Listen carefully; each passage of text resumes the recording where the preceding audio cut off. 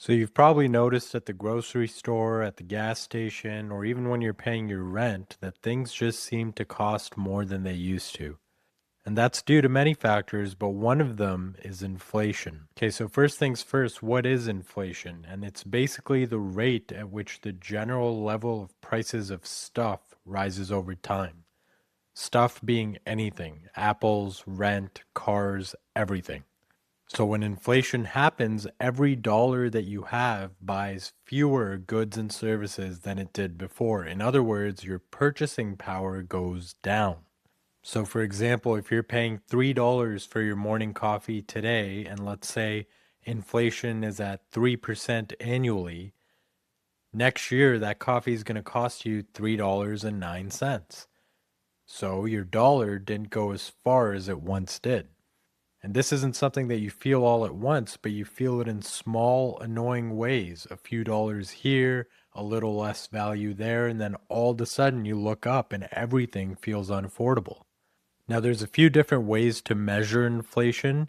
Usually, and most commonly, what people have heard of is the CPI, or the Consumer Price Index. This number basically comes from examining the average change in prices paid by urban consumers for a basket of goods and services, including food, housing, transportation, and healthcare.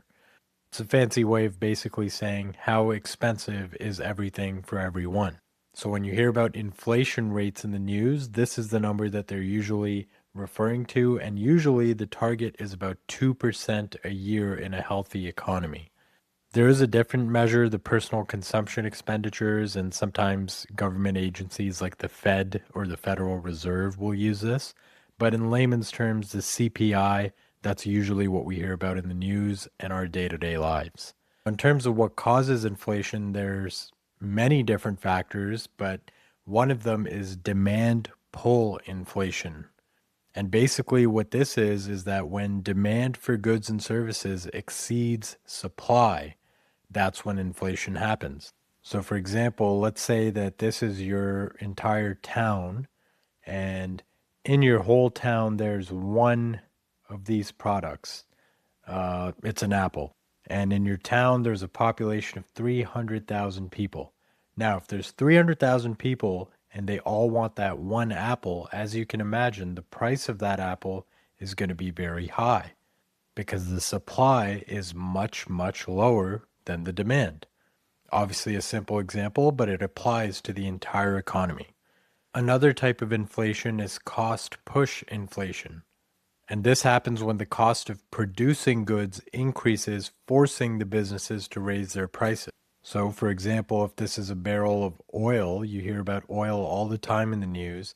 If the price of oil goes up, as you can imagine, transporting anything and everything, the cost of transportation is going to go up. And it might not even have anything to do with oil. Transporting bananas from a different country, the price of that is going to go up simply because oil is more expensive.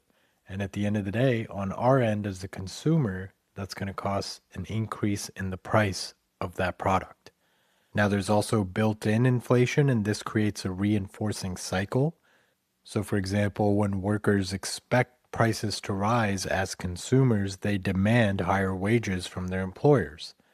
And then businesses have to raise their own prices to cover their increased labor costs. And then this just keeps on going. And over time, the inflation keeps rising. Another one, probably the most popular in the last few years, has been because of monetary policy. So anytime in the news you hear about things like the Fed or Jerome Powell or the bank rate, all of this has to do with monetary policy. And in simple terms, it's basically the government printing money. So again, imagine if you have a certain amount of money in circulation within an area, or in this case, in an entire country. If the government just prints more and more and more and more of that money, as you can imagine, each one is going to be worth less and less. So in this case, you have more money chasing the same amount of goods and services, and that drives the prices up. So back in 2020, when they printed a bunch of money and the rates went lower and a bunch of people had a lot of dollars in their hands, you would have noticed Real estate prices went up, stock prices went up, cars got more expensive, everything got more expensive because there was more dollars in circulation and inflation was through the roof. So, in terms of why this matters, this isn't just relevant if you're buying investments or anything like that. You feel it in your day to day life.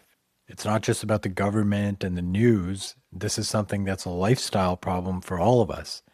And if you don't know about it, it can be quite dangerous because it doesn't announce itself loudly. Not every year is like 2020. It quietly works in the background. So your salary, which might look good today, might stay the same, but your lifestyle costs slowly creep up year after year. Your savings account might be growing every year, but it buys less and less and less every year if it's not keeping up with inflation. So if you don't factor inflation into your financial goals and what you're doing, your goals are going to move further and further away, even though you're not necessarily doing anything wrong. So, for example, if you keep all your money in a savings account and it's paying you 0.5% per year, but inflation is running at 4% per year, you're actually losing 3.5% every year in terms of buying power. If you have fixed income or you're a retiree with a pension, your income isn't increasing with inflation, your standard of living is gradually going to decline. A pension paying $3,000 a month might seem adequate 20 years ago, but in another 20 years, it's barely going to buy anything. People who borrow money can actually benefit from inflation. For example, let's say you bought a home and then over time, as inflation goes up and there's more dollars in circulation, when you eventually pay the bank back, let's say it's still $250,000 you owe, but that $250,000 you're giving back is actually worth less because of inflation doing its thing over time. It has less buying power. And that's why this idea that the rich get richer when inflation happens, because they own stocks, they own real estate, and these things go up in value because there's more dollars chasing the same amount of stocks and real estate.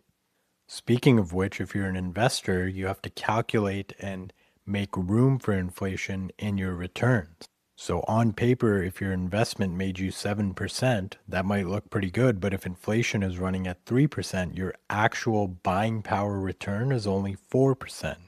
And that might not sound like much of a difference, but when you get into big numbers and compounding, it makes a huge difference down the line.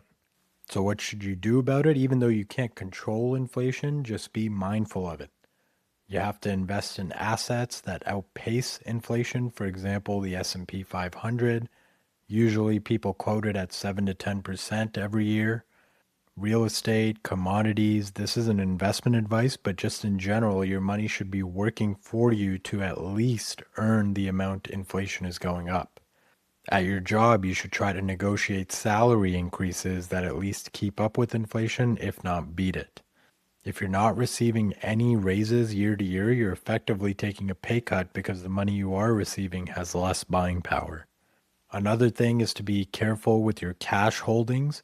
Even though an emergency fund is important, keeping lots of cash on hand is just eroding the value of that money because, again, it's not working for you to earn you more than inflation is taking away from you. So you have to find that right balance between liquidity and growth. So that's pretty much it, guys. The bottom line is inflation is an economic reality. It affects everyone. A little bit of inflation is normal and it's even healthy for a growing economy, but understanding how it works helps you be more informed and make better decisions about your saving, investing, and planning for the future. So the key is to be aware, be proactive, and ensure that your financial strategy accounts for inflation and you're not just ignoring it and focusing on raw numbers.